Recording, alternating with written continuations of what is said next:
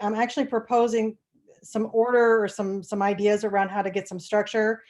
What I want to do is I want to kind of just do a check-in. So what I think I'm going to do is I see most people's names, so I'm going to call your name, and if you could, wave and kind of introduce yourself, that would be great. But what we're going to do is, as we go forward, for some structure around this, I would like everyone to take a look at their the bottom left-hand corner. There's the opportunity to mute yourselves so that we're not hearing a lot of background noise that's kind of conflicting with the person that's trying to talk. That makes it a little bit easier. And because there is such a huge group tonight, the other thing that I was thinking that might be useful is if you go down to the bottom of your screen and you click chat. I think it's chat where we can do, you can actually, there's a little thing there to say raise your hand so that we can see when people have questions, because it might be harder to have people kind of bounce in and stuff like that. It might be a good way to structure getting people the opportunity to speak or ask questions whenever they want to. Does that make sense to everybody? Does everyone see where? Yeah, but I'm not on a, Kim, I'm not on a pad. I'm on a phone. So right. I'll just say, wait a minute or something. Hey. Okay. Yeah, and there's a couple other folks that are on phones too. So, and we'll try to kind of, we'll try to watch for that too. Okay. Because you're right. Sometimes it's a little harder to mute. So what I'd like to do is I'd like to kind of go through first and kind of do introductions to everyone so everyone has a sense of who's here. I think that would be a good place to start. And what I'm going to do is I'm just going to go around my screen, and so it's how you're showing up on my screen. That's all it is. There's no preferential anything. I'm not alphabetizing anything. Oh, sure. Yeah. So, but if you can, whenever I call your name, if you could unmute, introduce who you are, so everyone kind of get a sense of it, that would be great. And then mute back so that we can decrease the background noise to the best of our abilities. Okay. So Tammy DeLorme, you're in the top left corner of my screen right now. So Tammy. I'm in the top left corner of my screen too. Oh, I'm Tammy DeLorme. I'm the Commissioner for Washington County Department of Social Services, and I'm obviously on the Washington County portion of the board. Excellent. Okay. And then Paul Skmeka. Oh, we're not hearing you. Can't hear you.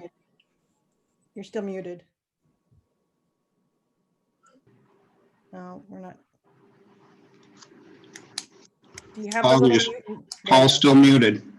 There you go. Paul's still mute, yeah.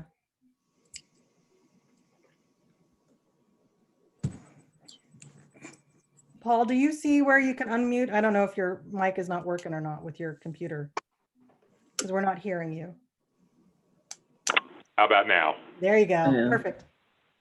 I'm on a phone as well as on the computer. Oh, okay. Oops, we Lost it. We lost you. Oh, we can still see him. Oh, yeah, but that's Paul. Okay. How about now? There you go. All right, so I have to do a combination of the phone and the computer. And I don't know how to raise my hand, so I'll figure that out before I need to say something. Well, we can see you. You can raise it this way too. I'll try. Okay. There you go. That's time. Paul Semeka, Chief Operating Officer at Glens Falls Hospital. Great. Thank you, Paul. Okay, and then I have Tia Ruggiero. Hi, I'm Tia. I'm the Center for Children and Families Program Coordinator. Hi, Tia. Hi. And then I have Cindy Wasson. Hi, I'm Cindy Wasson, and I'm for Warren County Board. Thank you, Cindy. Mark Lukens. Good afternoon, everyone. Mark Lukens. I'm the President and CEO of BHSN. Welcome, Mark. Thank you. Thanks for having me.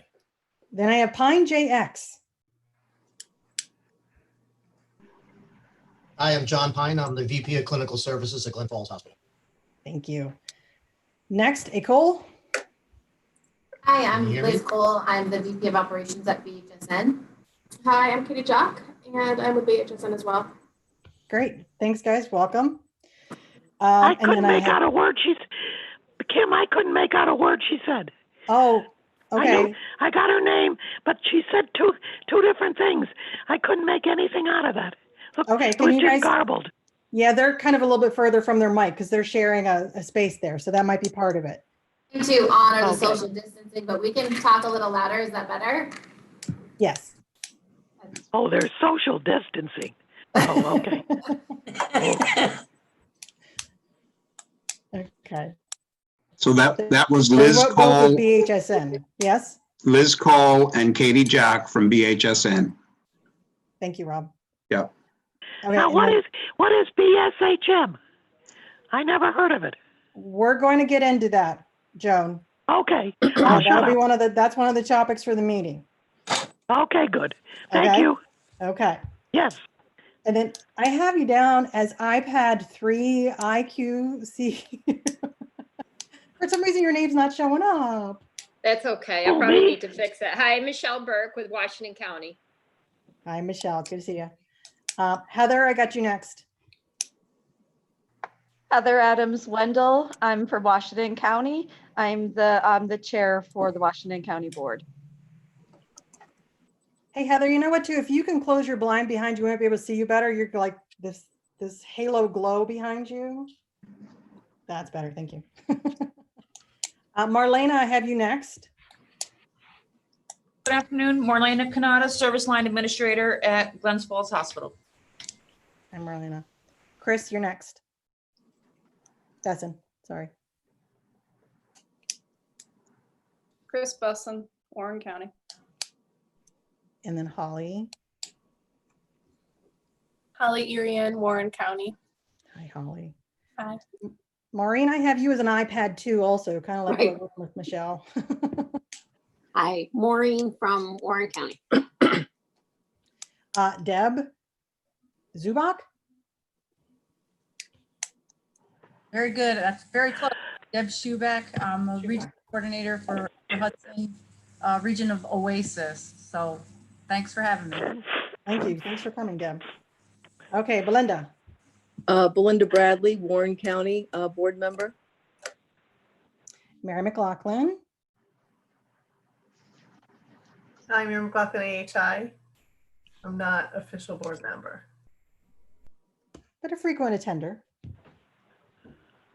Lisa Kutu.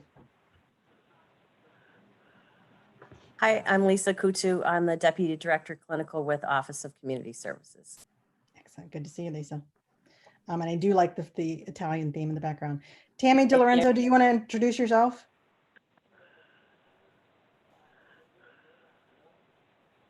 Maybe not. Tammy DiLorenzo is helping facilitate the meeting today, hosting it, helping us together with the IT department up at Warren County. And she is the Assistant County Administrator. And Rob, I have you next. Go ahead and introduce yourself. So I'm Rob York. I'm the Director of Community Services for Warren and Washington counties. Linda. Linda Michaud. County. I'm Linda Michaud, Washington County. Thank you. Okay. Carrie Wright. Hi, I'm Carrie Wright with the Office of Community Services Program Analyst. Okay, and then I have a couple of phone numbers here. The first one I see ends in 8409.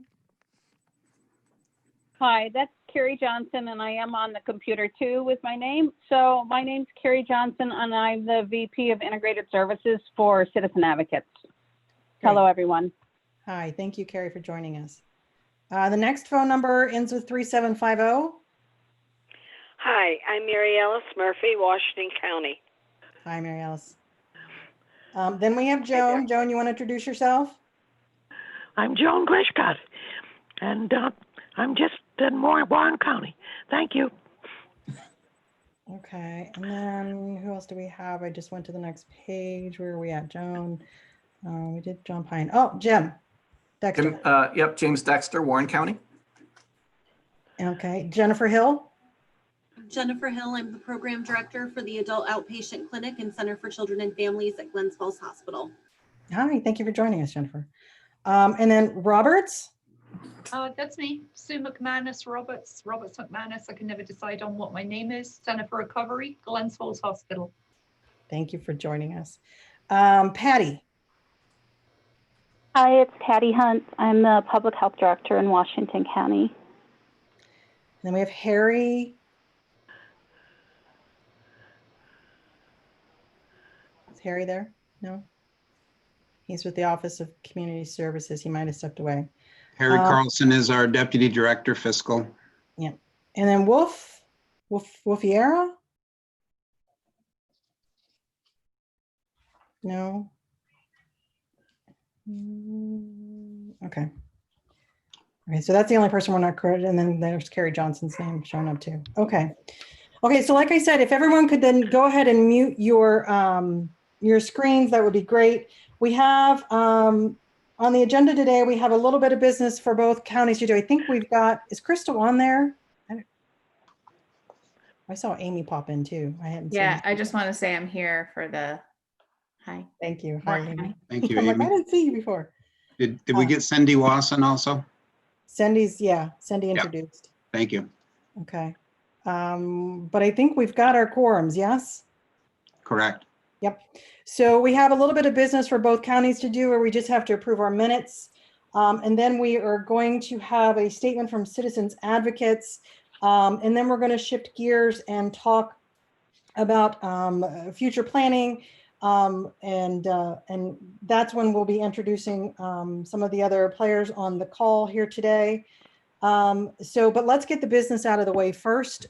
So for both Warren and Washington County, we need to vote in the minutes. Hopefully you all received those on the email that Crystal sent out and had a chance to take a look at them, identify any kind of errors or issues. I'll go ahead and do Warren County's vote and then Heather, turn it over to you. So for Warren County, hopefully everyone had a chance to take a look at. Did anybody notice any issues or errors in the minutes as they read them? Any questions about them? Anyone? No, then do I have someone that is willing to make a motion to accept the minutes? Cindy, do I have a second? Second. Maureen, I saw. All in favor? Aye. Aye. All right. Any opposed? Okay, no abstentions. Okay, so Warren County, it's passed. Heather, over to you. Thank you. For Washington County, the approval for the minutes for May 28th meeting. Hope everyone's had a chance to look at the minute notes. Is there a motion? Can I have a motion? I'll make a motion. Okay, thank you, Tammy. Is there a second? I I'll second. And who is this? Michelle. Okay, thank you, Michelle. Is there any questions? Anyone? No. All in favor? Aye. Aye. Any opposed? Minutes approved. Thank you. Excellent. Okay, so for the next section, I'm going to ask Rob to introduce the folks from CAI to explain what what they're going to be sharing with us. Like I said, if there are any questions, if you notice on the bottom of your board, there's a little thing that says participants. If you click on that, it gives you the option on the right-hand side of your screen to be able to raise your hand. That's one way to do it. And I'm going to be tracking that. If for whatever reason you don't have access to that and want to kind of do this to kind of get my attention, I'll try to track it that way too. And then for those of you who are on the phone that can't do that, we'll do the best to hear you. Just, yeah, speak up and we'll try our best to kind of get everybody's questions addressed as they come up. Okay. Any issues, any questions about that? Okay. Okay, so then what I'd like to do is I'd like to turn it over to Rob, who's going to introduce CAI. Okay, so first of all, I would just like to inform the boards that I did hear earlier this week from citizen advocates. Unfortunately, they are indicating at this point they're not in a position to move forward with the transition of the services that we had discussed at Glens Falls Hospital. That included their various outpatient clinics for both mental health and both adult and children, as well as the Cambridge satellites for mental health. And then also their centers for recovery, Glens Falls and Hudson Falls. Also some jail-based addiction treatment services that they provide in Washington County Jail. And then also the family support services. program. So, unfortunately, they're in that position and have communicated that to me this week. And I wanted to, I do appreciate Carrie being on the call. We thought that some of the board members might want to hear directly from citizens. I know there's been a number of changes in their senior administration recently and in their board of directors. And I think there were a number of factors involved, but I'll turn it over to Carrie and let her make a statement. Thank you, Rob, and thank you for taking, for taking the time today for me so that I could speak to you. So, I think Rob sort of summarized that regarding the project for us to assume the behavioral health services from Glens Falls Hospital. We really did need to evaluate our plan. We do feel like a lot of that is due to the impacts and the uncertainties, brought upon us by the COVID-19 and the timing of the project, along with some of the other indicators. So at this time, we really want to communicate that we don't feel we're in a position to be the best option for you right now to continue with the plan. And we're formally withdrawing our pursuit of the behavioral health services provided by the Glens Falls Hospital. We do want to express that we're very grateful for the Warren Washington Community Services Board and also the Glens Falls Hospital for their shared commitment to providing those excellent supports and the care to the people in the region. And we really appreciate that. We're also here today in full solidarity with Behavioral Health Services North, and we pledge to be a strong supporting role for their endeavors. And we're really pleased that Katie Jock remains with the project to help with the transition and fully support that. And we really appreciate, that organization coming forth. So we just want to say thanks again for your time, and we'd really like to, just say thanks again and look forward to keeping a positive relationship with everyone. Thank you. So thank you for that, Carrie. I don't really want to spend a whole lot of time on it because I want to focus on moving forward and trying to figure out our positive solutions for our community here. But are there any questions to address to Carrie?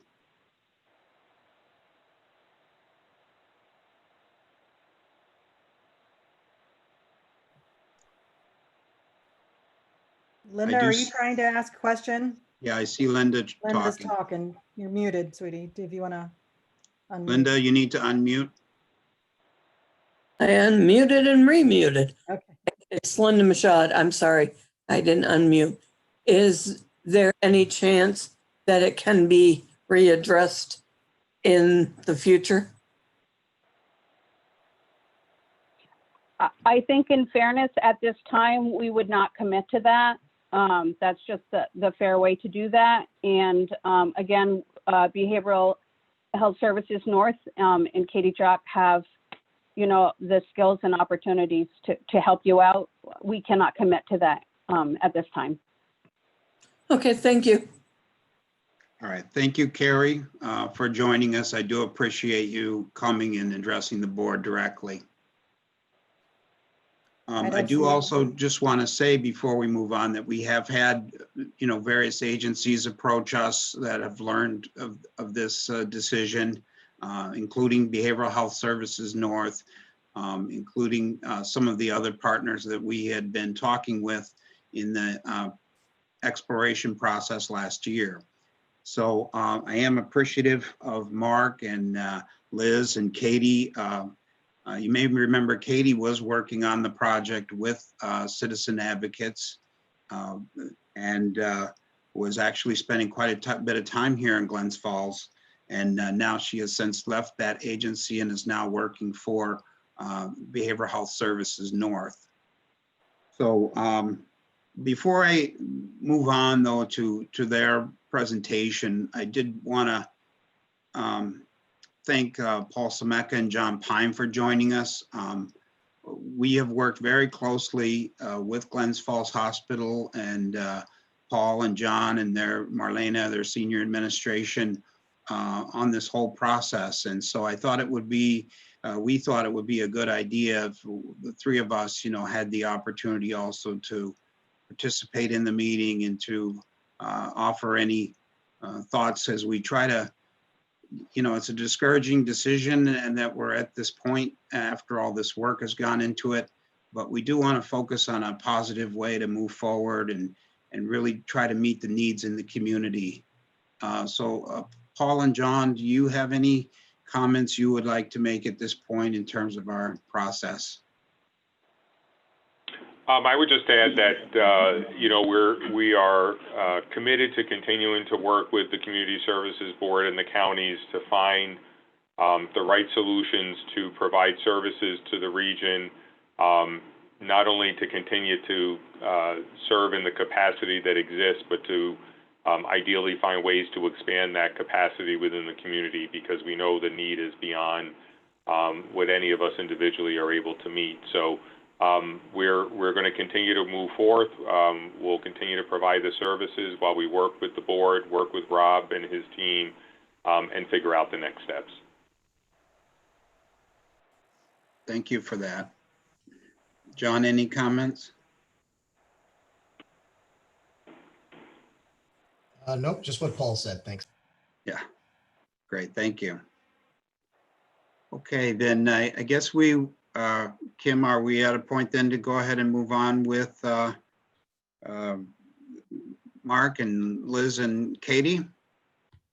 Yeah, I think it makes sense to open up the floor to have them present what their thoughts are and what they would like to consider, us to consider. Okay, so Mark, we'll turn it over to you at this point. Any of your staff, whoever. Wonderful, wonderful. Well, good afternoon, everybody. Again, thank you for having us. I know you're streaming this live, so if you'd like us to do a screen share, I'd be happy to pick up the screen share. If someone wants to pass me the so-called baton on Zoom, I can share the slide deck. Tammy said that she was prepared to do that. Is Tammy around to? Hang on, I got a chat. There's a chat message there from Tammy that says, it seems that all is well. I had to turn off my mic as I have both Zoom and YouTube feeds happening on my laptop. Let me know if there are issues. So let's ask her. Yeah, she can get Mark to share his screen. Yeah, they actually set it up the right way, right? To disable the attendee screen sharing, which we all know from recent events is what we need to do on Zoom. So that's a good step.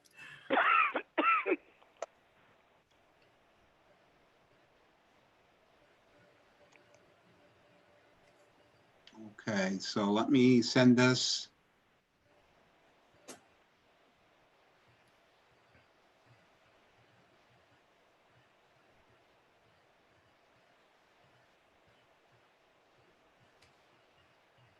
Can also email her quickly if I need to. The presentation that Mark's referring to was sent out to the board via email, so you do have that in your meeting packet. You have this copy of the slides. So Tammy responds and she says, yes, on the bottom of his screen, he should have the ability to share his screen via the green share screen button.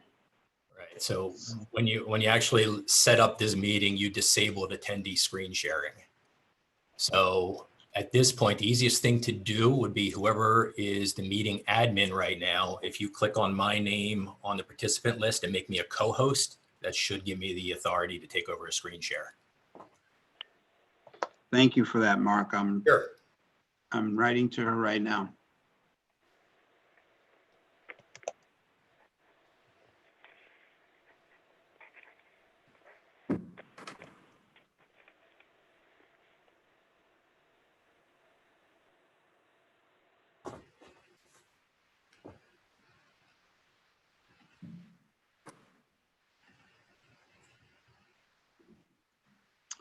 Sorry, folks, this is our new world, right? Figuring out how to do these meetings this way. We all learn by doing here. It's no doubt about it. Interesting. Moments of silence aren't always bad. Mark, did it come through yet or? Not as of yet. I mean, if you're okay without the screen share, oh, hold on, I'm getting it right now. She says, have him try it now. The ability to share my screen, so yours should be up. All right, let's give this a try here. Yep, that's it.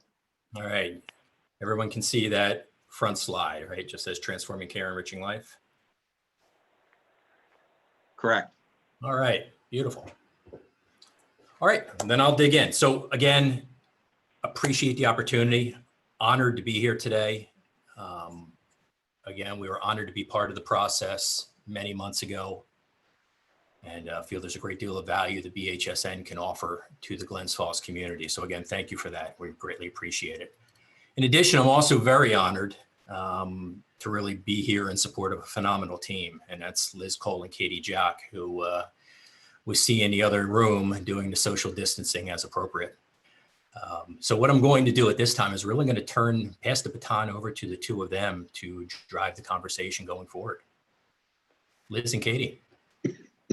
Thank you. I'm Liz. I'm the VP of Operations. I'm also a licensed mental health counselor and art therapist.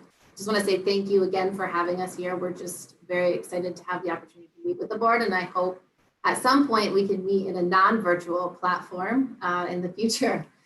So I've been with the agency for around 7 years, and I started as a clinician and moved through the school-based program and had the opportunity to build that out over the last few years working as a clinic director. So I want to just share a little bit about where we've been and who we are today. So BHSN has been around for over 100 years, and over the last few years, really putting an emphasis on integrated care model and knowing that it's crucial for us to create a open access and ease of access for our clients and getting the wraparound services that we know they need to be successful. Our mission is to transform care and enrich lives. We do that through really through our community partnerships and the collaboration that we have with the players and our referral sources and everyone who is equally invested in the success of our population and our clients. Our CCBHC headquarters is located here in Plattsburgh, New York. It's about an hour and a half from you guys. We have 23 programs that cover really the whole lifespan from prenatal care, where we work with expectant mothers, to geriatrics, covering the Tri-County region and managing around 300 employees. BHSN served around 500 participants and individuals in 2019. One of the things I think I'm most proud of over the last 5 years and having the honor to be part of that is that we have grown probably by 20% each year over the last 5 years. And not only did we do that really successfully, which is unheard of in a nonprofit space, but we did it and also were able to create a culture within our team and our employees to nurture their growth in how they care for our community. So this model that you're seeing right now, it's a lot, but this is our visual whole health approach to care. I think one of the most important pieces to focus on this without getting into all of it is that the client and the patient is in the middle.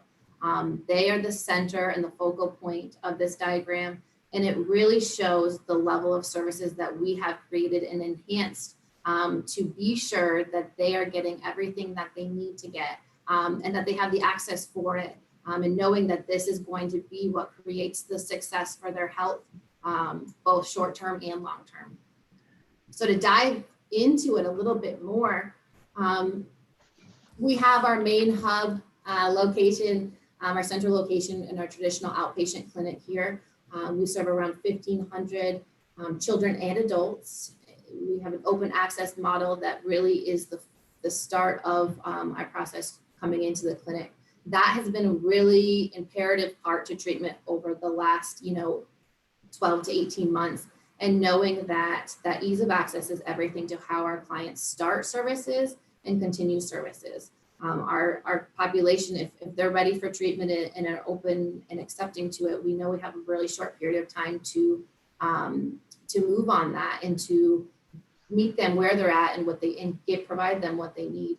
I think that open access model really allows us to do that. It's allowed us to eliminate any wait lists that we've ever had. People are being seen within the same day, the next day, because it doesn't feel good from any way to have a child or an adult on a wait list. It's probably one of the many things maybe that keep me up at night. But having children and adults on a wait list for services is something that we're really proud of that we haven't had to do because we've been able to create this model to provide services in the moment to our population. So we provide a range of individual, family, group therapy.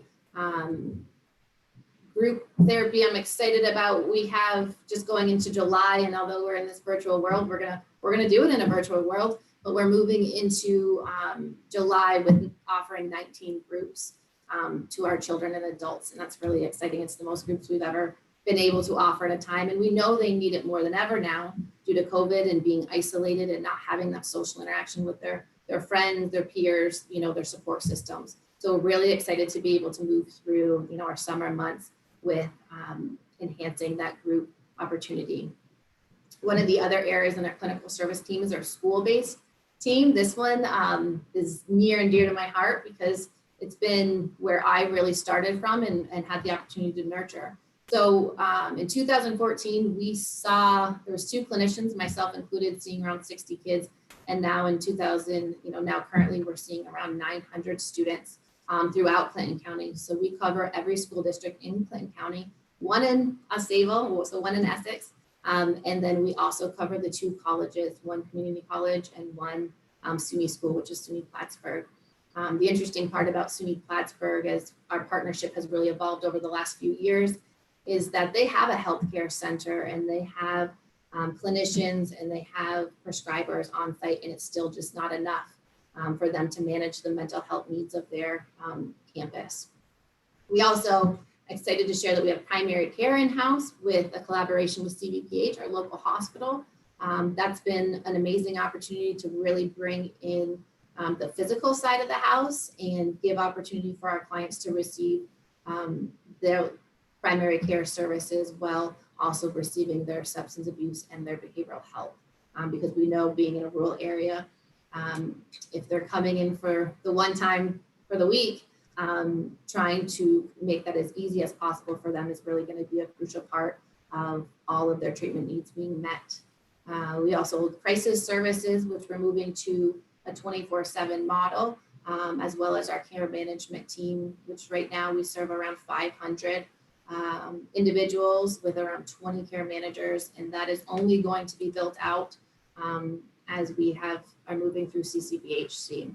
So really covering a wide range of the social determinants of health, and knowing that we can't treat them on the behavioral health side without knowing that there's a link and there's a support network that we have really in-house.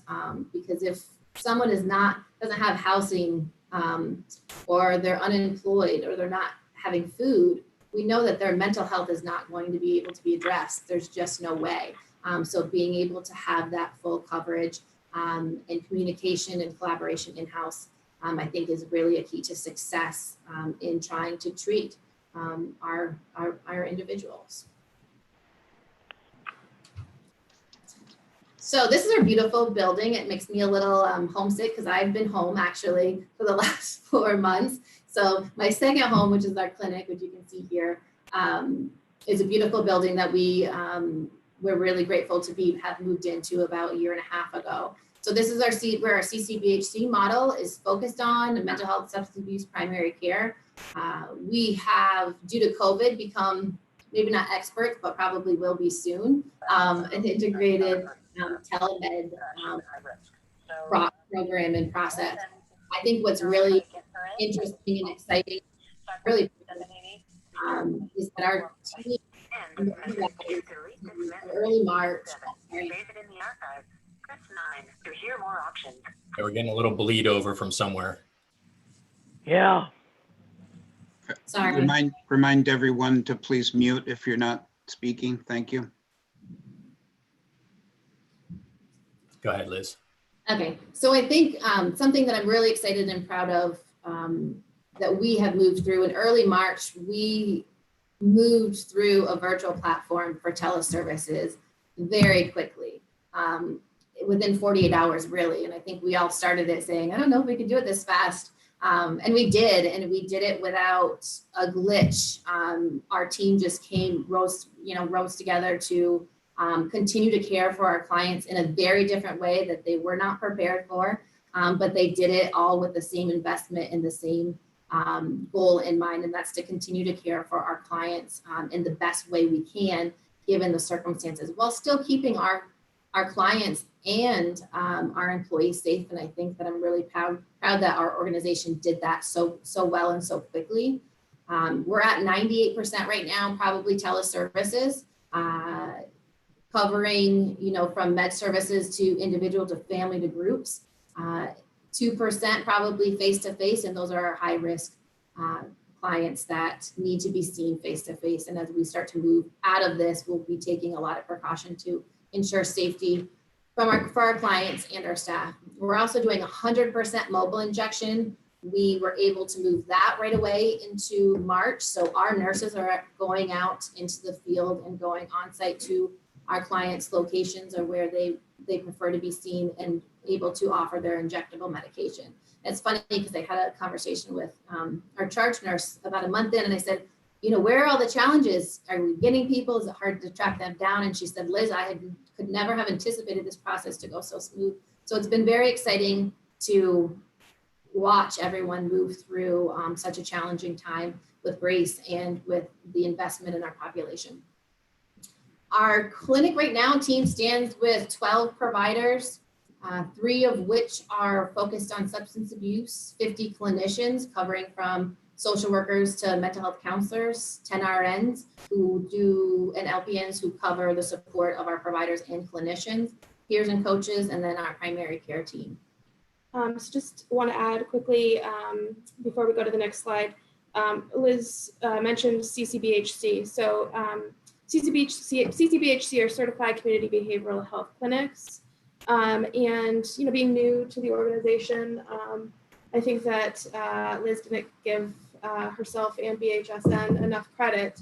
So just wanted to mention that recently BHSN was awarded CCBHC status, and it was a competitive grant process at the federal level. And essentially what BHSN had to prove through that process was that they could provide whole health care that improved outcomes and enhanced access for the community. And, being awarded that really demonstrates that that's the commitment that BHSN has to the community, that would have to the community, not only in the Clinton County area, but south to Warren and Washington County as well. So really the focus in that grant is care coordination and like I said, really focusing in on the whole health of the individuals that are served.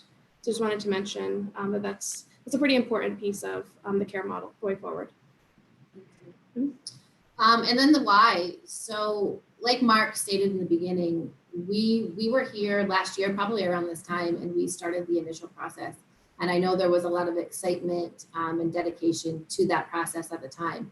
And I think now more than ever, we are just as excited or more excited to have an opportunity to come back in and to really create a model that is sustainable, but that can take care of the community and to the needs, and really make sure that we are being able to offer what we're doing here into your location. So we're excited to be here again and just really dedicated to this process. I think that just speaking for myself a little bit, I think Rob mentioned this, my face may look familiar. I was in another role, spent a significant amount of time in the Glens Falls area, sort of became my second home. So for me, moving to a different organization and having conversations around, the why of doing this, I saw the community, I saw staff, and so for me, BHSN, it's really around the people.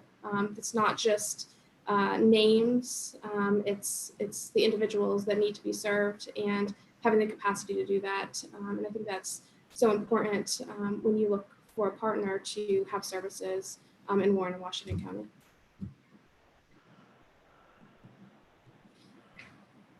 So getting to the main reason that we're here today, and that really is to come to you to explain to you as the CSB our model and our approach to care, and ask for your endorsement as a Community Services Board to allow BHSN to provide services in Warren and Washington County.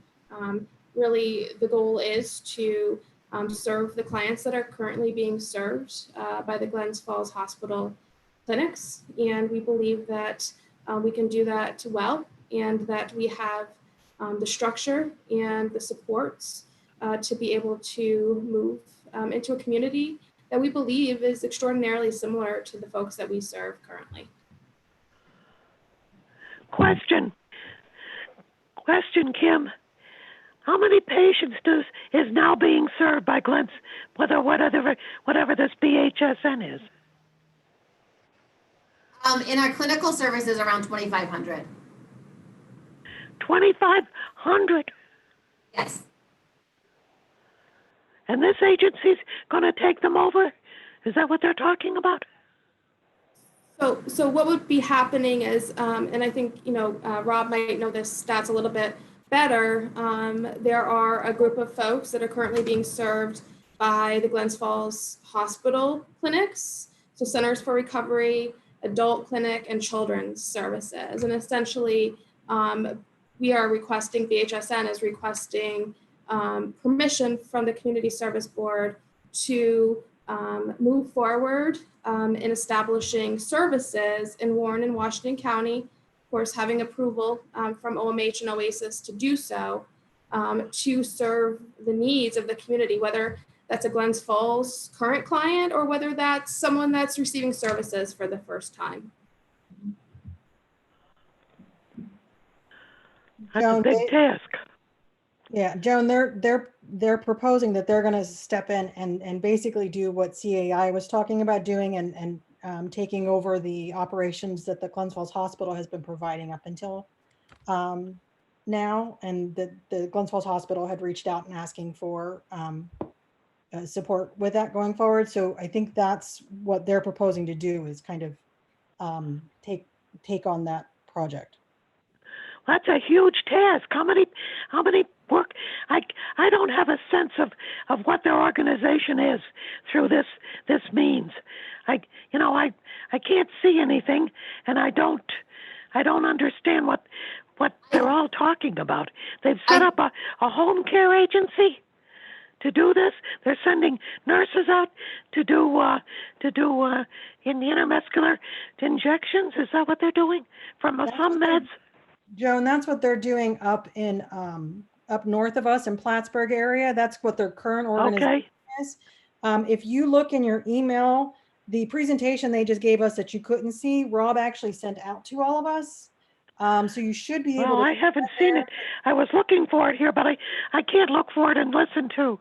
Right. So I'll have to wait till I can find it. I don't see it on my pad here. So I'll jump in for a second. So we're really coming in to cover the behavioral health sector, to work with Glens Falls, to work with Hudson, to work with the other community entities. And that's really going to be the crucial piece of success for us and for the clients, is that warm handoff, that communication, that collaboration, because that is really the emphasis of the community, is going to be all of the players that are taking care of people and our communication and collaboration in that process. And that's going to be the key for us to come in and move what we do here in Clinton County into Warren and Washington, is that collaboration with our entities. So just to touch a little bit on the approach and... Are you going to be, just a minute, are you going to be contracting with existing agencies in Warren and Washington counties? Or are you going to be doing it all? So I think if I may, this is Mark Lukens again. I think it's going to be a combination of the two, right? So when you think about it through, if we're looking at it, I know you've had the experience with citizens advocates in the past. you have Behavioral Health Services North. In theory, they're very, very similar organizations. They're both behavioral health care providers providing substance, mental health, some form of primary care. They're very, very similar organizations, close to similar size, Citizens Advocates being a little bit larger than Behavioral Health Services North. We're a full service behavioral health care provider. So it's mental health, it's substance, it's primary care, it's care management, as well as a full suite of those social determinant services, from housing to prenatal care, to a healthy families program, to the first mental health rehabilitative program in the state of New York, which is our PROS program.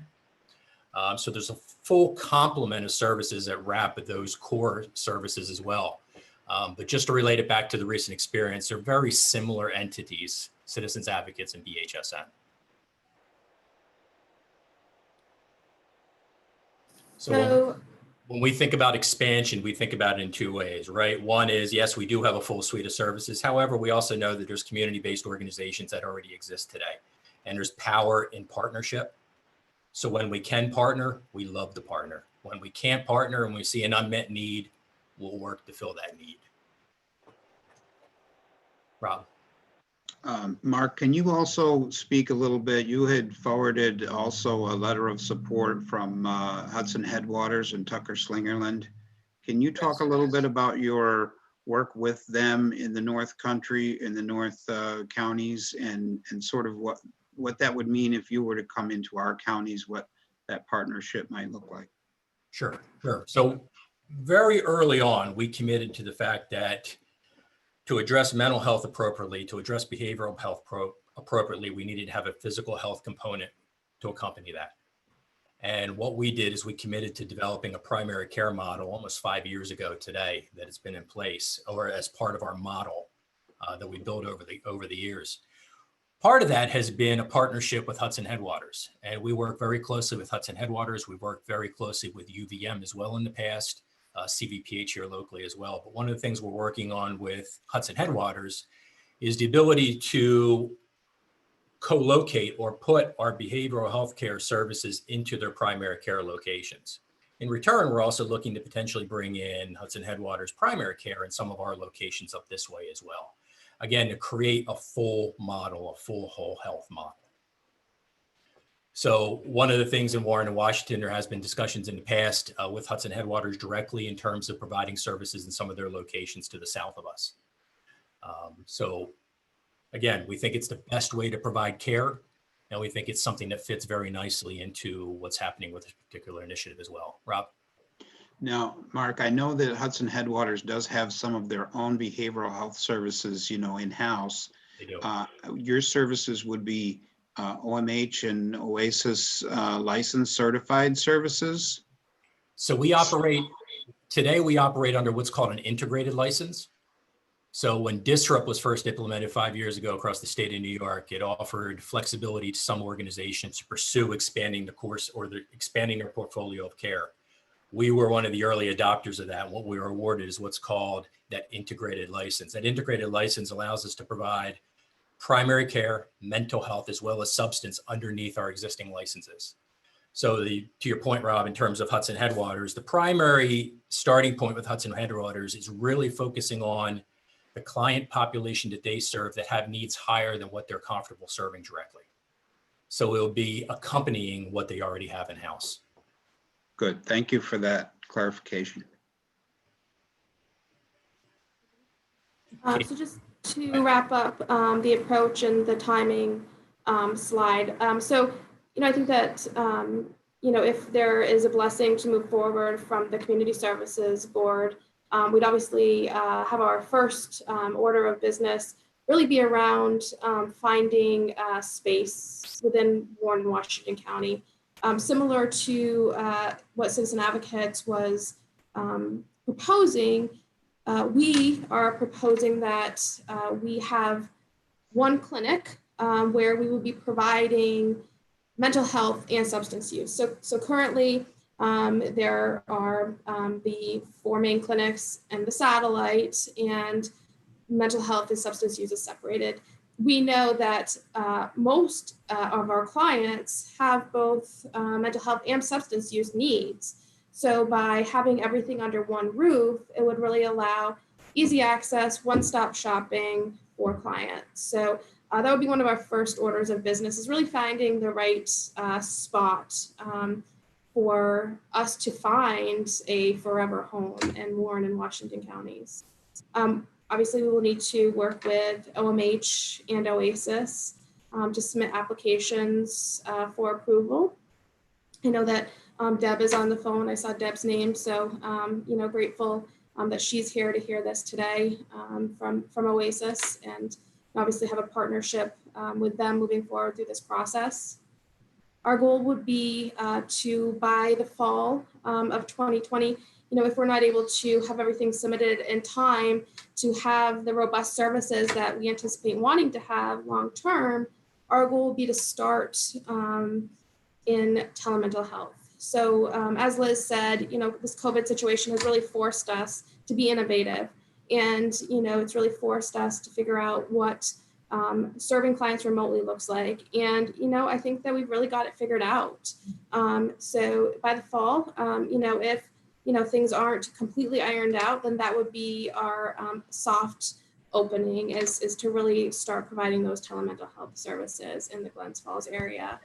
I think that key to all of this is a solid partnership with Glens Falls Hospital. So, super grateful to have them here today, and saw some familiar faces. So excited about that as well. We would be approaching it from the perspective of allowing allowing Glens Falls Hospital employees to apply for positions within BHSN. And, we think that there will be a significant number of opportunities and openings. And, we are anticipating and excited around interest from the current Glens Falls Hospital employees on moving forward, potentially with BHSN.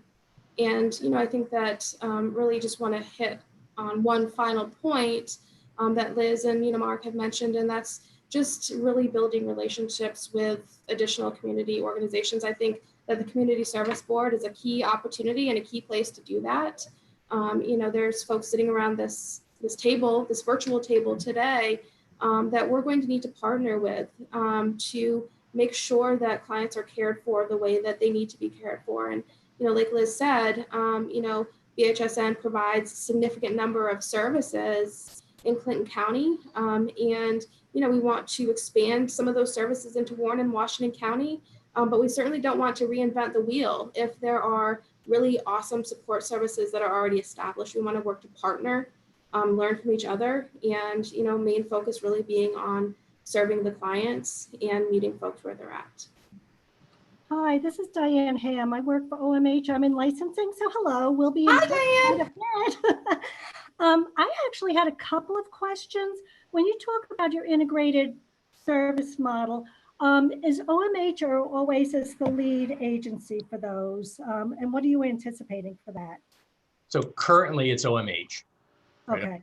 Do you anticipate to have OMH being the lead as we go forward? I think in some of the conversations, I think we want to explore the ability with OMH and OASIS in terms of do we pursue an OASIS license as well? What's the best way to approach it underneath this CCBHC umbrella? And I think we're open to considering in a variety of ways. Okay, that's later on. The other thing, you had mentioned that you were looking at one roof for all your services. Right now, Glens Falls Clinic does have the Cambridge site, the satellite site.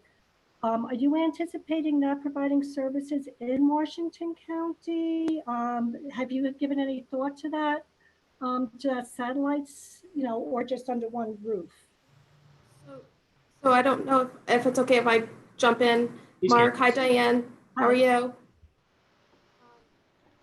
That with Cambridge, the one thing that we've learned through telemental health through COVID is that with the relaxed regulations that OMH has supported, so thank you, we've really been able to provide care in a different way to clients. And I think it allows us to look at remote areas, and Cambridge is fairly remote. I think So so it allows us to look at those areas a little bit differently. I think that we'd have to have a data-driven approach to seeing, what the need is in Cambridge. And I think that, Rob and Glens Falls and Marlena, I think that they'll be able to help us, really make an informed decision around what the level of care is that's needed in Cambridge for moving forward.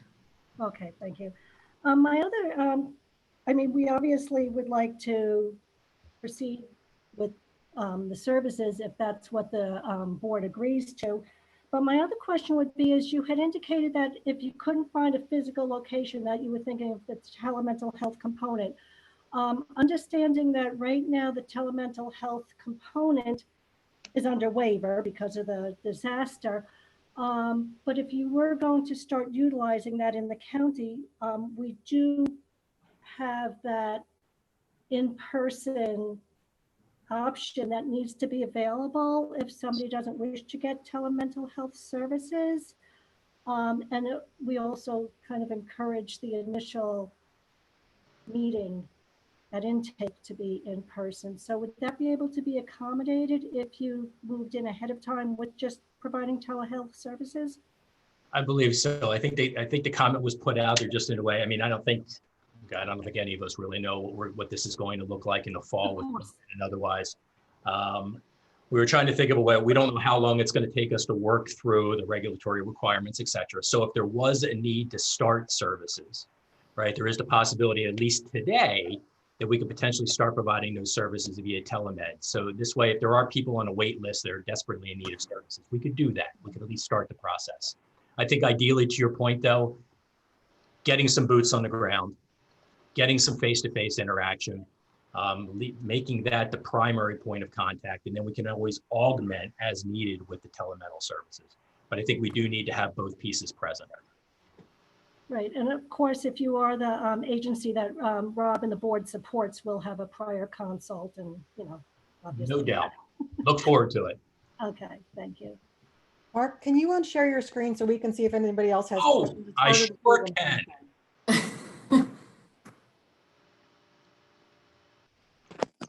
Thank you.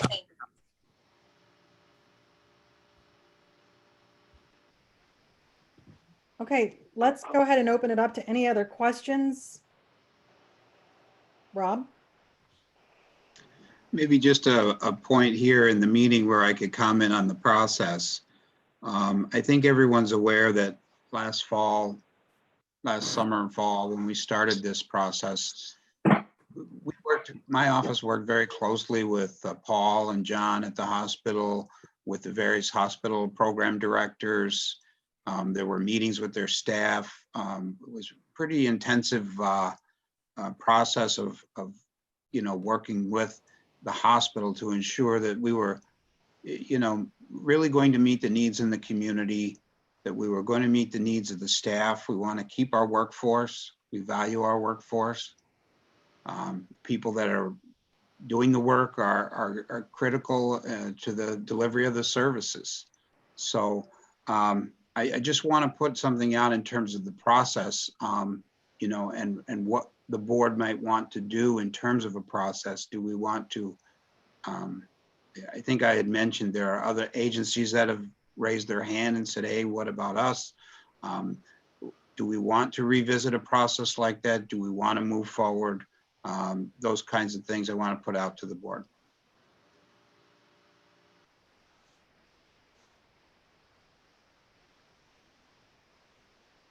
And I don't know if the hospital has any view on that or not. Belinda, did you have a question? I just wanted to say that one of the things that I was really impressed with when we decided on Citizens Advocate was the fact that, they were going to let the entire staffing stay the same initially because of the upheaval it's going to be anyway. And now you've got on top of it, COVID and every other thing. I think that I heard the one person say that they could apply to be the new staff, but I think that that's really kind of a critical piece, that the staff stays the same for a while. And then if the new company says, well, these guys aren't meeting the whatever, let them go. But initially, I think that the staff should remain the same, and that should help with the whole transition of this huge project. That's how I feel.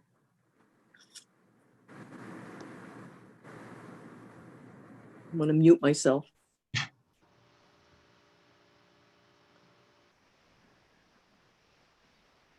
Anybody else have any questions or comments on the presentation? And I'm getting to know BHSN and what they're asking. Tammy. I certainly would second what Belinda had to offer. A couple of those people work in my office on contracts, and we certainly cherish the working relationships that we have with them.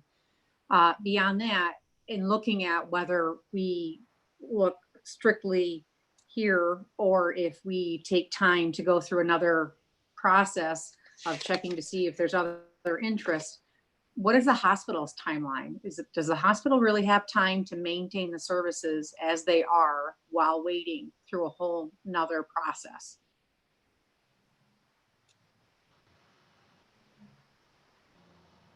Paul or John, do you have any input on? Yeah. Yeah, I'm sorry. I had to figure out how to unmute there for a second. Can you hear me? Okay. I see nodding heads. Frankly, no.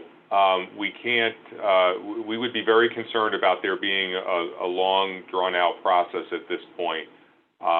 We were very comfortable last year in making a decision and moving forward, and the implementation of that became beyond challenging. I think we have a solid partner in place here. I think we can work collaboratively with the counties to move this forward. But we need to make a plan and we need to move forward. It's not good for the patients. It's not good for the staff. It's not good for the community. So frankly, from the hospital perspective, we need to make a plan and we need to move forward. And a lot of process is going to jeopardize the services and our ability to continue to provide them. So we need to go. Thank you.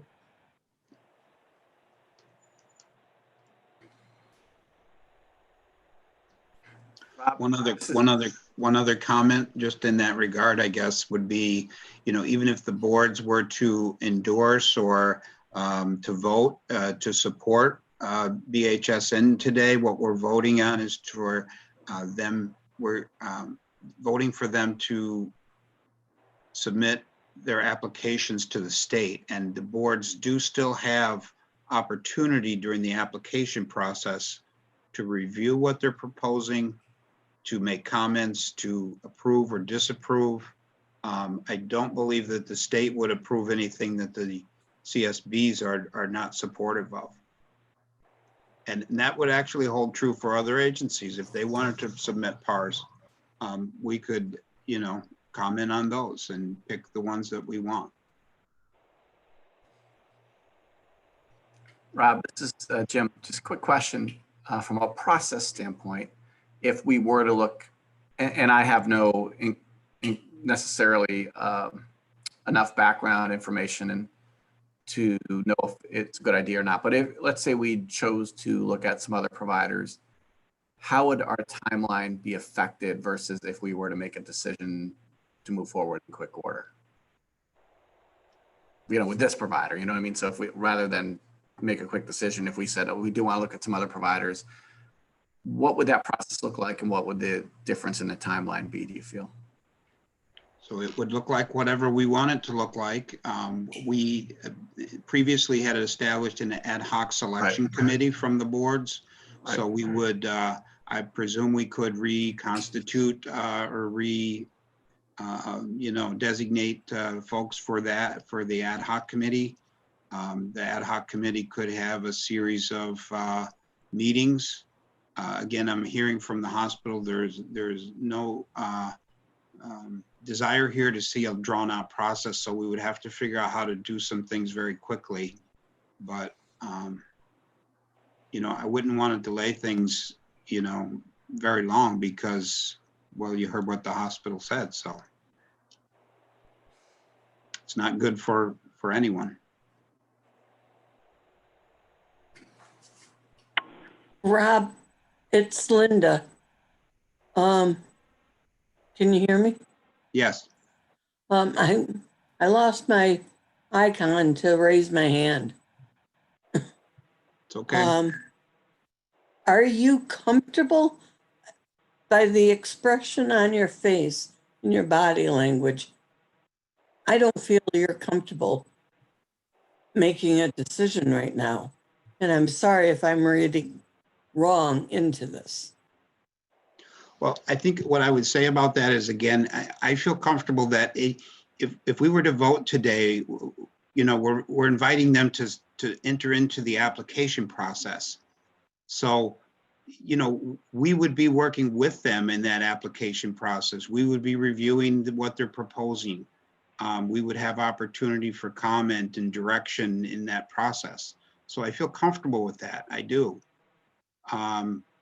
You know, if other agencies wanted to, you know, apply also, then we could look at that also. But I think that, you know, we're looking, and this is what came out in the first round of the selection process, was we're looking for an agency that's large enough, that has a similar sized operation, similar sized clinic population, and you know, has some innovative ideas. And I think that we're seeing that with BHSN.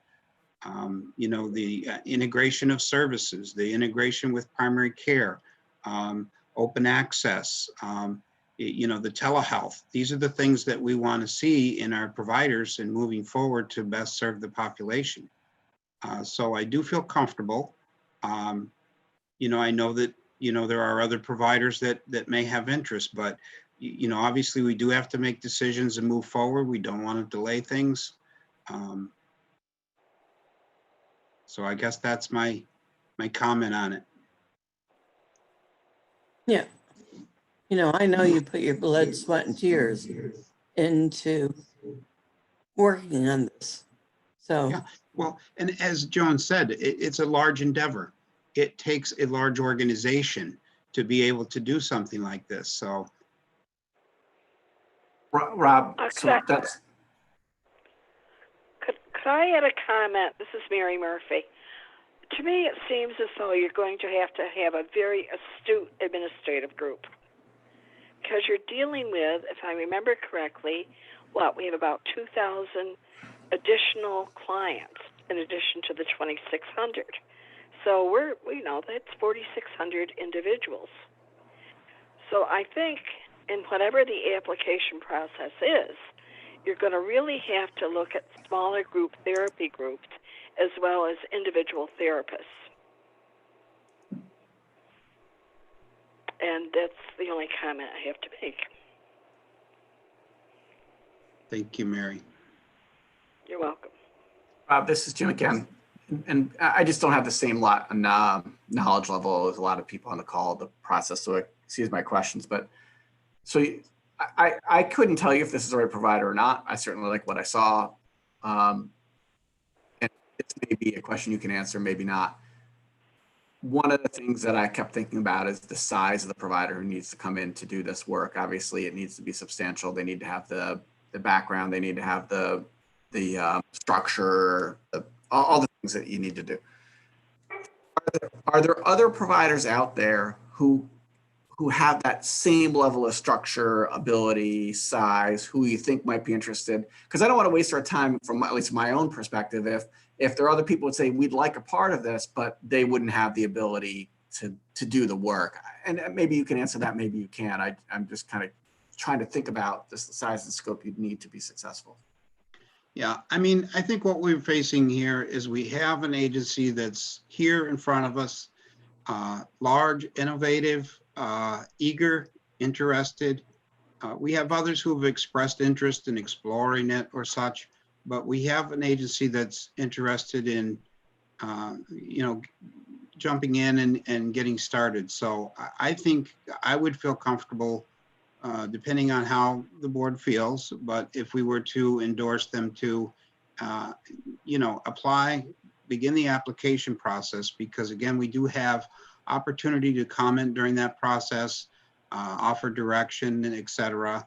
And that way we're not losing any time. If other agencies decide they want to be part of something, then we'll have those discussions with them and maybe, you know, there's room for even more than one, who knows? Before we had talked about 2 different providers, having Northern Rivers come in and also Citizens. So, you know, I think those discussions can happen, but at this point, what's the reason to delay any moving forward with the application? We have a question from Michelle, and then Paul, and then Tammy. Michelle.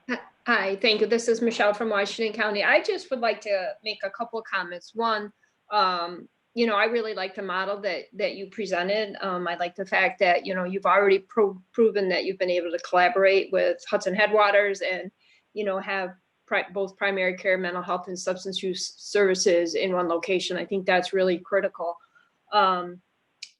You know, I do think, you know, Warren, Washington County is a very large geographical area, as is, you know, the communities that you're already serving. So I do have some concern that, you know, one structure to be your primary location might be difficult for some of the, you know, really rural residents, you know, that reside here. But I'm sure you're very familiar with that up in, you know, the northern communities you serve. But, you know, as that is one concern that I would have. But overall, you know, I think, you know, that, you know, your presentation has shown that, you know, you've certainly got a well-established positive mental health program established in the North Country. And I think our community as a whole has been excited to think that we're going to have a provider in our area soon to meet the needs of the mental health community. And it was kind of a blow, and I know it already made the newspaper today, that, you know,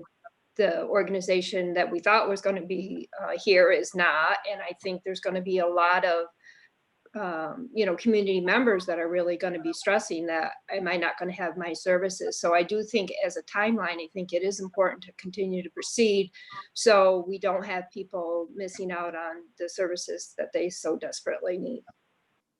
So those are my comments. Thank you, But Michelle. overall, I'm very comfortable with moving forward. If I may quickly, just to respond to that, I think you're right on. I mean, the rural nature of some of this area is critical. I mean, we see the same thing when we start looking at Essex and Franklin County, or even some parts of Clinton County. I mean, you get 20 miles outside of Plattsburgh, and it's a different world. You know, one of the ways that we've been able to address that, again, Liz spoke about it earlier. What do we have, Liz? 37 licensed locations, give or take. I mean, what we have done is understand that transportation is a critical thing. Employment is a critical thing. Education is a critical thing. So instead of creating an environment where people need to come to us, we've decided that we're going to mobilize our services so we can go to them. And what we've done is, again, across 10 different school districts, every school district in Clinton County, 24 school buildings or 27 school buildings, we have physical clinicians in those locations, serving it close to home. In addition, we have a transportation system that we operate. Because again, we know that's a limiting factor. So when we're bringing people in 5 days a week for our rehabilitative mental health model, we know transportation has an impact. We have buses that go around and pick up that population as well. And we're looking at other things. Again, we believe we have an obligation to think about the level of care that's needed for tomorrow. And we're constantly trying to make what we do today obsolete tomorrow in a way to reinvent ourselves. And we've talked about things like getting an RV and starting a process of putting mental health clinicians and primary care clinicians in an RV and taking them to rural parts of our service area, right? That's what we have to do to provide the service. Thank you. And I think to speak to Mark's, I'm sorry, to speak to Mark's point too on the school-based side, we have schools that are 40 to 45 minutes away from our main hub location, and we've done that through that satellite piece. And in our relationships and our partnerships with the school districts over the years, I mean, there's been a lot of dialogue and conversation with them to say, you know, how do we treat the adult population in this rural area of where your school district hits, and how do we do that? So there is so much emphasis going on to how do we meet people where they're at, not just metaphorically, but geographically, because we know that's what they need from us. Paul, you had your hand up next, and then Tammy. Thank you, Kim. So, you know, just a couple of the words of perspective, and for those, I know a lot of the faces on the screen, but for those who don't know, I've been with the hospital for a number of years, and I've had the privilege, and I truly consider it a privilege, to support our behavioral health programs They do incredibly vital work in our community. When we went through this process the first time and looked at the various agencies that came forth, one of the things that was striking about CAI at the time was having the CCBHC model, which at that time Behavioral Health Services North did not. That to me spoke to our ability as a region to provide innovative services that will move this forward. But do I think that there are agencies that can come in and can continue to provide services in the region, sort of to replace what we already have? I think so to an extent, but if we're really looking to do things in a forward-thinking way that's going to be able to meet the needs and actually expand our capability and capacity in the region, I think Behavioral Health Services North is the partner to do that with, especially now that they have the CCBHC designation, which is not easy to get, and as well the support of the largest FQHC and the large FQHC in the region. That's pretty significant.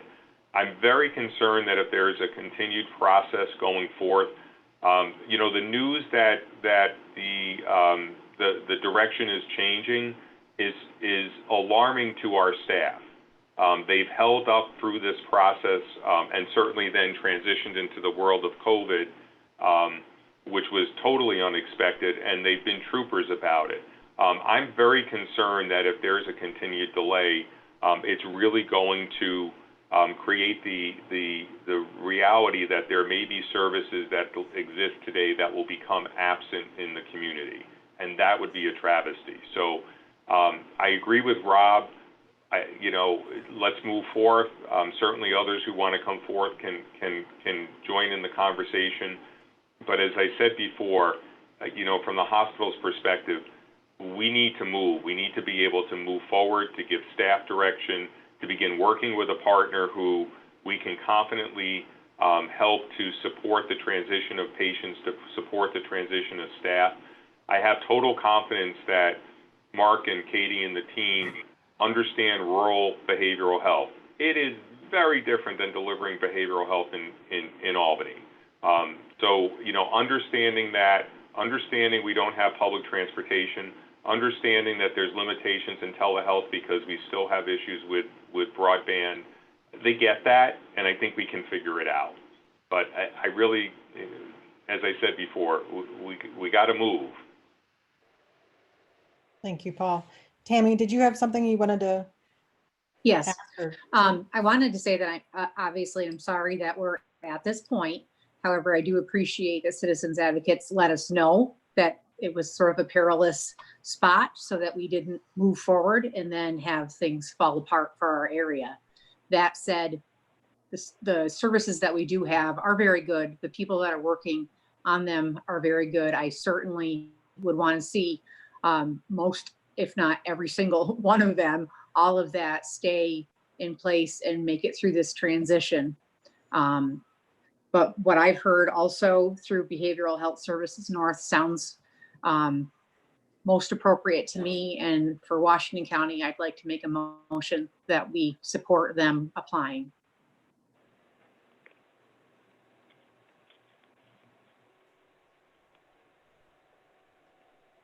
So Heather, you have a motion on the floor. I was going to second. I was having trouble unmuting myself.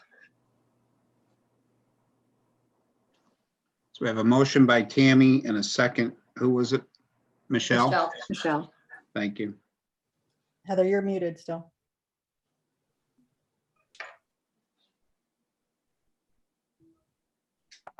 All right, thank you. Didn't realize I was muted.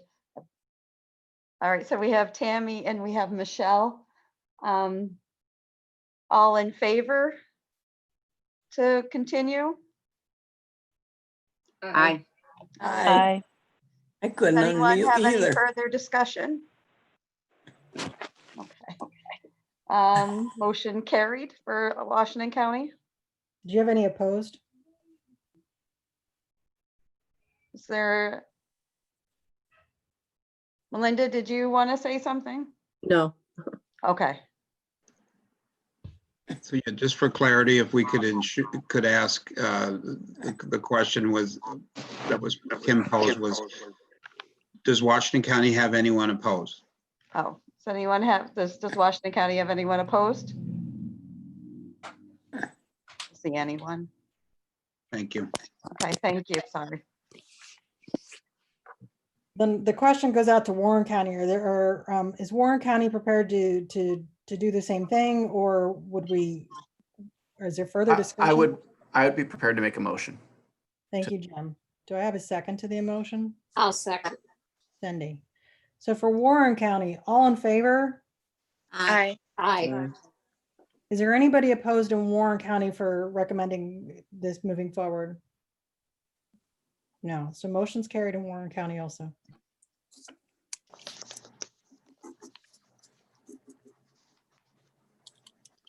Okay. Hey, Rob, would Yep. it make sense? I know they're moving forward and we had talked about putting together some ad hoc committees to continue to work with the process of providing feedback and being a part of the process from the CSB standpoint. Would it make sense? I don't know how the boards feel about folks volunteering to participate in this process so that we can continue to be involved as this progresses. Yeah, I think that's a great idea. Before it was sort of an ad hoc selection committee, but this way it could be a, like an ad hoc review committee, to review the proposals as they're being developed.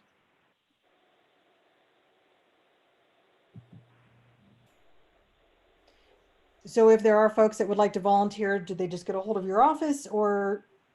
Well, the way we did it last time was, we invited the board members that might be interested to email myself and Crystal. Okay. Mark, I just want to ask one quick question. I know one of the things that held up the process with CAI at the beginning of the year came down to technical difficulties during the transition between the systems. What are the odds of this happening again? Is this going to be a similar kind of situation? Or are a lot of these kinks worked out? I know. That's my question. So Kevin, I can't speak directly to what the issue might have been, but what I can tell you is what we set a course for several years ago is the understanding that the world is becoming much flatter than ever before, right? And as a result of that, we know our services are moving farther and farther away from the hub than ever before. So we invested heavily many years ago in cloud-based infrastructure to allow us to use our electronic medical record, our support systems, our communication platforms, regardless of where people are. I think that might have been part of the issue with Citizens. You have two real options in terms of electronic medical record. You can host it in-house, right? Put it in a server down the hallway, or you can go completely cloud-based. We chose the latter. So our implementation of technology is literally putting laptops in the hands of clinicians, turning them on, connecting them to a network, and they're going to be able to interact with our electronic medical record, our email systems, our communication platforms, the works. I don't see anything that would limit our ability to implement in a very effective and efficient way.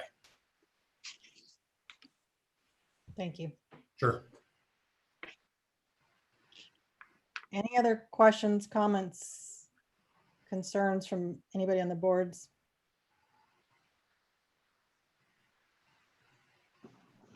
Mark, Liz, or Katie, any other comments? I think my only comment at this point would be thank you. I mean, I do appreciate everybody's time today. I know this new virtual world in which we live does makes us rethink how we do business day to day. But this is a process that we committed to a long time ago when this first came around, and really committed to this because we truly believe in the model of care that we have. And we believe that that model of care only gets better with the more people that we touch and bring into that model. Couple that with the similarities that we see between the Glens Falls marketplace and the Plattsburgh marketplace, and I think just adds to it as well. We've been able to do some pretty amazing things as an organization. We probably want to have one of the largest clinician workforces in the entire area. Our prescriber population is probably second to none as well. And we believe in the quality of the services, and I think our quality numbers dictate that. So thank you for the opportunity.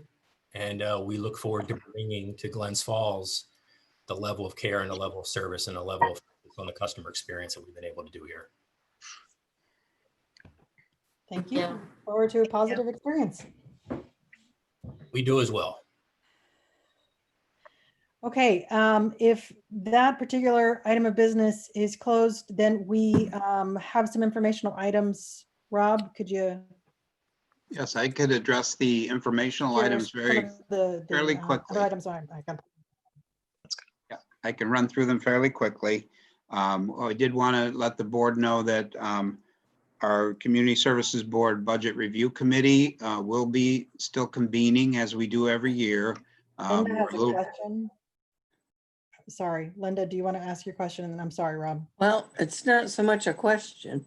My dog just got dropped off from daycare, so he may be coming in at any time.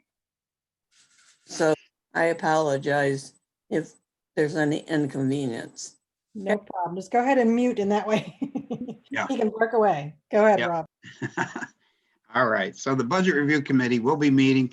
We'll meet via Zoom or whatever.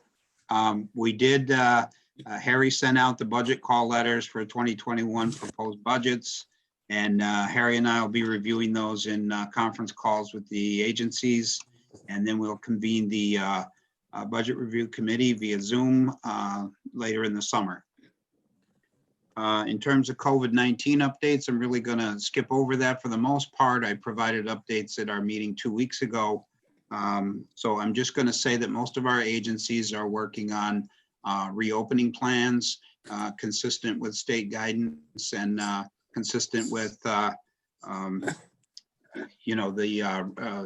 what's being phased in terms of the state's phases for business reopenings and offices and that sort of thing. In terms of the Office of Community Services, we also are working on a reopening plan. We've been working remotely from home since March 17th. We are ready to submit a plan to Warren County. We want to get started maybe next week even. Back in the office. We're going to start back in a phased manner also. We'll have 50% of the staff on site at any time for the first few weeks. And then we'll gradually phase in based on, monitoring of the dashboard, the county COVID dashboard and, public health guidance.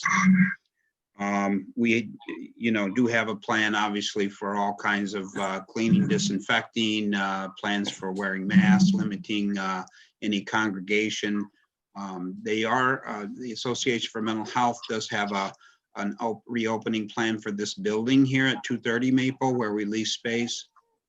And they will actually be doing screening and temperature checks for anyone entering the building.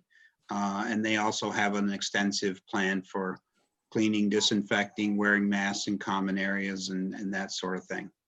So I just wanted to let you know we're moving forward with that. We will not be having any on-site meetings here for any time for the foreseeable future.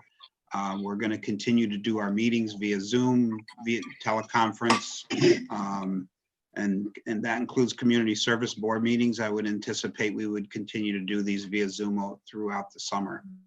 Okay, Rob, can I just interrupt you real quick? Because I see Mary McLaughlin also had her hand up. I don't know if it was in response to the informational items or if I was too slow to notice the hand. I'm sorry.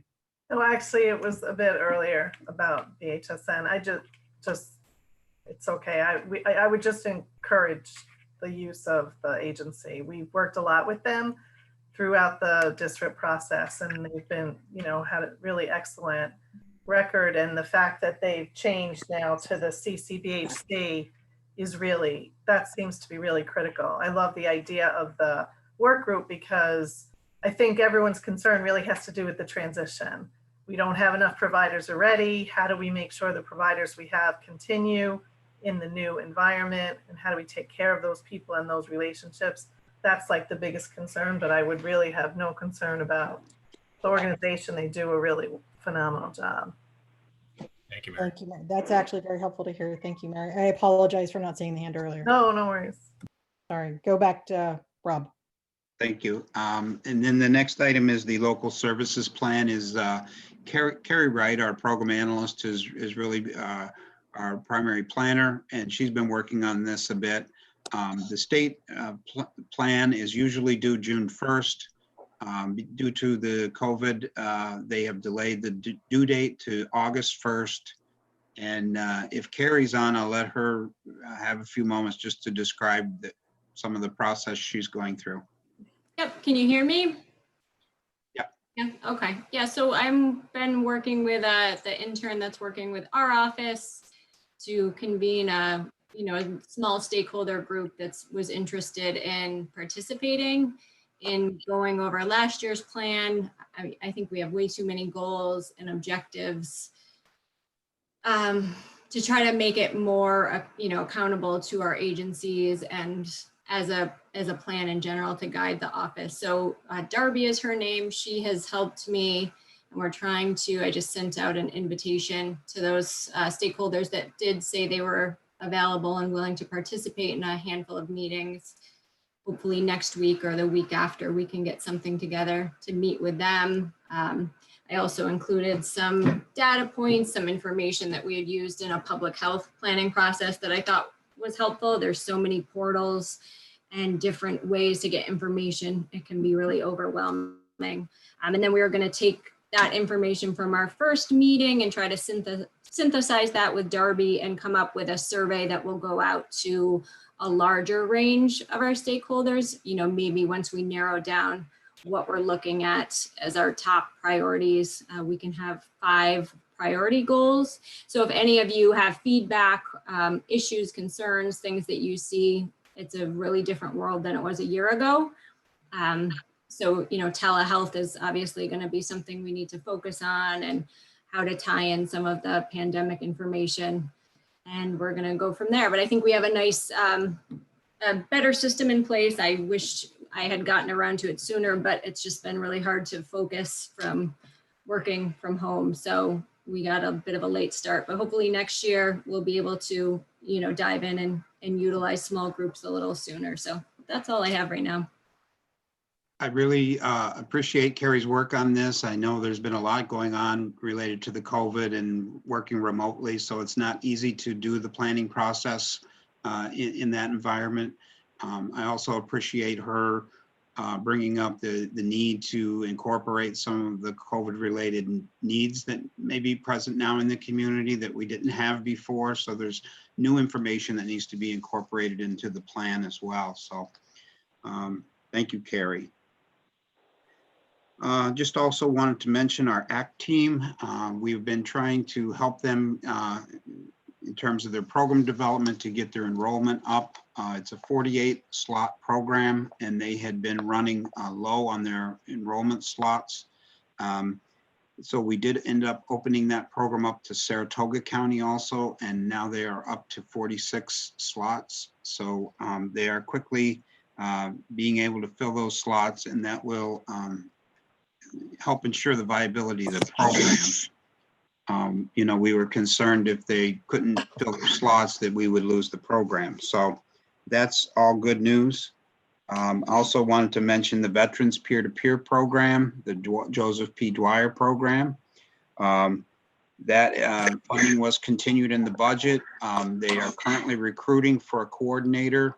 The whole pandemic has, delayed that process, but I talked to, emailed with Denise DeRista from Warren County Veterans today to get the very latest, and they are still in the recruitment process and hoping once things open up a little bit, they can continue with that process and get someone in place.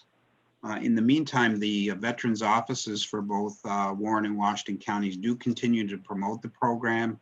They do continue to offer some virtual type of supports for veterans in our community, and to promote the program in any ways they can under the circumstances. And that's really all I had, other than I see Lisa Kutu is still on there, and you may have heard Carrie mention an intern, a volunteer intern working with us this summer.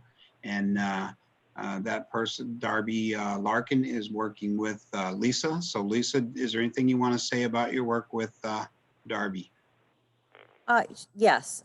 We started virtually, I think about 3 or 4 weeks ago. She is I believe she's a sociology student. She with the University of Massachusetts. She's a Queensbury resident, and she has a particular interest in section of the mental health system and the criminal justice system. So she and I will be working on AOT related things. She, as Rob mentioned, she's also working with Carrie on the plan, and there may be other opportunities for her as well. But mainly it'll be with AOT and with Carrie on the plan, at least for now. And she'll be with us for the summer, 3 days a week. And we're really excited to have her. She's terrific. I'd really like to thank Lisa for stepping up too with this. Darby had reached out to us. Could we host someone? Lisa stepped right up and said, yeah, I'd really like to have somebody working with me, and that we thought this would be a great opportunity to help support somebody, Queensbury resident. And we appreciate her interest in working with us. She'll probably be joining us at the July meeting, so you'll have a chance to meet her as well. Kim and Heather, that's all I had for the informational items. Excellent. Is there any other items anybody wants to share before we close the meeting? I want to take this time to thank everybody who was able to make it and for all the presentations and the information. It was wonderful to see you all again. Our next meeting will be in July. It'll probably be in this format again. So until then, everyone stay safe, enjoy some nice weather. And if you're interested in the subcommittee, please get a hold of Rob's office. Thank you, Kim. Thank you. Bye. Thank you. Bye. Hi, Thank you Lisa. so Bye. much. Thank you. Everyone.